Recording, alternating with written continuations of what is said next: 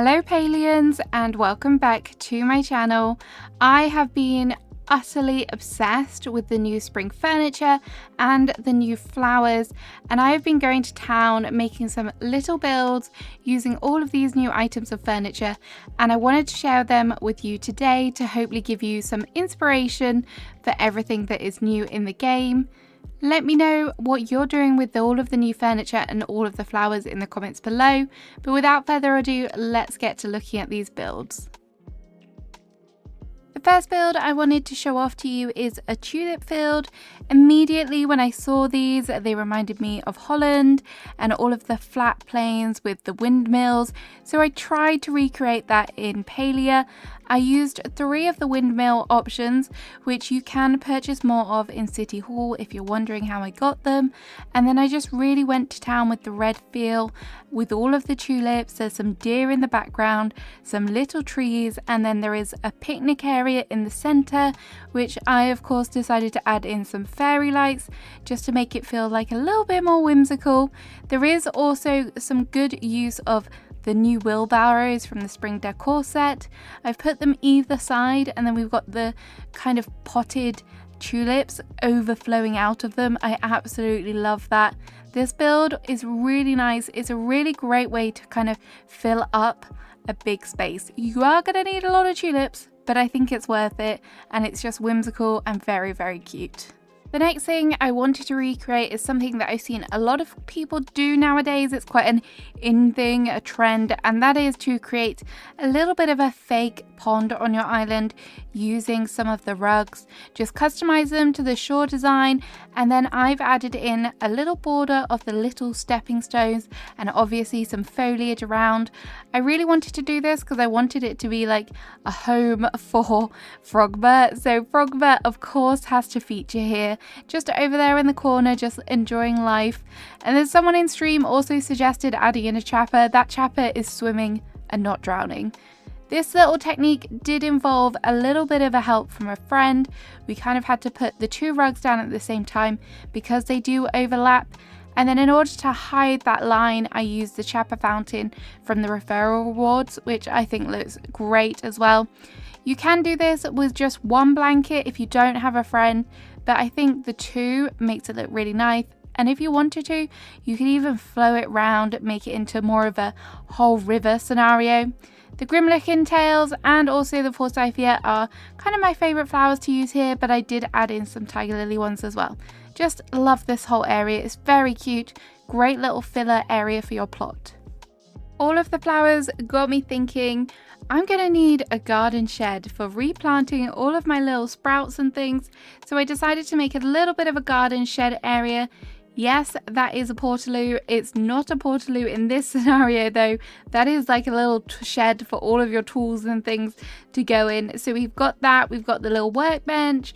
There's a little pantry area which I've kind of tried to put some flowers in, and then at the back there is a little bit of a shelf as well. But then covering this whole area around the front in the foreground, we have flower beds. I've used the wooden tile kind of fencing to go around and make the kind of edging, so it just makes it feel a little bit more put together. And I've added a whole bunch of flowers in there. I have mixed them with some of the more structured in-game items, so you've got like the dragon tide planter and the bellflower little shrubbery thing there. And then for the pathing in the center, I've just gone in again with the cobblestones, placing them individually. Warning, this does take a while, but I think it looks really effective. And then I've got some leaves over the top of it. It's a perfect little build. You could even put in like a little work table there or a customization station. Either way, I like this idea. It's cottagecore, it's very rustic, just super cute. In at number 4, I wanted to go to town with the swing benches. These are amazing. They are my favorite seats in the whole game so far. They've got lovely details on the outside. They're just beautiful colors and they're just really gorgeous. So I had to do a little bit of a build with them. So I decided to use 3 of them and make kind of like a little bonfire area, maybe somewhere that you could toast some s'mores, if we had s'mores in the game that is, but just a nice place for you to come chill with friends. And I wanted to keep this whole circular design in place, so I've added some trees around the outside, and then we've got bushes and flowers to kind of circle around. I have used some of the butcher blocks to act as like a little bit of a stepping stone leading up, and then we've got some fairy lights just to make like a little bit of an entrance way. At night I really want to see this glowing, so hopefully when it is dark it will feel nice and cozy still. The pergolas are another one of my favourite items to be added in the latest update. They are so gorgeous, I love the details on them. They are out in the world. If you spot them in Kilima, you're not seeing things, but I do love them that we can decorate with them now. It's so good. So I decided to use these and make sort of a walkway. This would look really nice for a plot entrance or even just like connecting to different areas. So I've added 2 of the pergolas, and then at that entrance I've got some fairy lights, and then there is a little bit of a trellis in between which works nicely. I've lined it all with lots of bushes and some wheelbarrows at the front just to make it feel more put together, like this is the entrance, go through here. And then at the back there is a little bit of a fountain come screen, a little nice relaxing area. I just like the idea of it being like a little bit of a secret spot where you can go relax and escape the world. You could obviously adapt this so much. There's so many different things you could do with this. You could really go to town with all different flowers. You could use some of the flower beds ideas. You could have a whole seating area back there. Honestly, so many options. These are a great item, and I think they're super versatile as well. The next area I wanted to show off is something super small, but if you have the koi pond, do not sleep on this and make sure that you are putting flowers inside them, particularly the Grimlickin tails, because they just scream perfection for ponds. Like I said earlier, they are great, and you can put them in this koi pond as well. This item, if you don't have it, you can buy it from Ashura with medals, and I decided to add in a little bit of a blue theme with this just because I have a lot of the Magic Market furniture that is kind of sat going to waste in my inventory at the moment.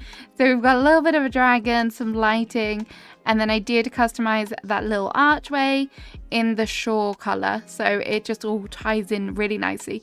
Those color matches are pretty good, I will say that. But yeah, just a small little area, as I said, just to tie in and just show off the fact that you can do this.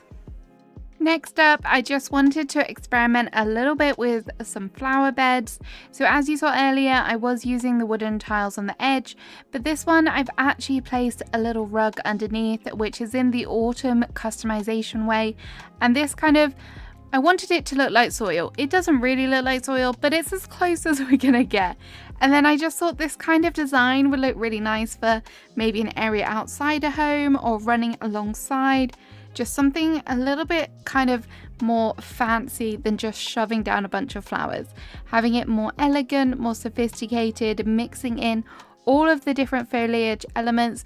There is a lot of pinks and purples in this array of flowers, which is why this kind of mixture works really nicely as well. And the gardenia bushes just help make it feel more fuller. So just a nice little cute way to kind of mix and match, maybe more of a focal point or a centerpiece on your plot. Another build I really wanted to try experimenting with is using these coffee tables as a path. I've seen a few people do this in the past, and I wanted to see how it would look with all of the foliage, because before I was like, kind of does just look like tables placed down, but now that you've got the foliage, you can really merge it into the grass and everything around, and I just think it looks so cute. I added in lots of lighting so it glows really nicely at night, and yes, these are the float Sam candles, and I just thought having a mixed match kind of sizes and stuff makes it look a bit more kind of interesting. It's just got a little bit of a slight kind of twist to it, like curve to it, which I think is nice as well. Having it straight would look nice, but if you're kind of after a more rustic build, definitely think about the S sort of shape.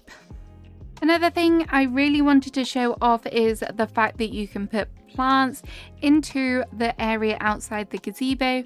So we always had this kind of green area, which was fine, but you couldn't really do a lot with it. And sometimes it felt like a bit of dead space.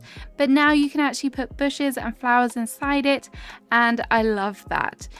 You can also place flowers down inside your gazebo. I haven't decorated this fully, but I really just wanted to show off the fact that you can place flowers inside.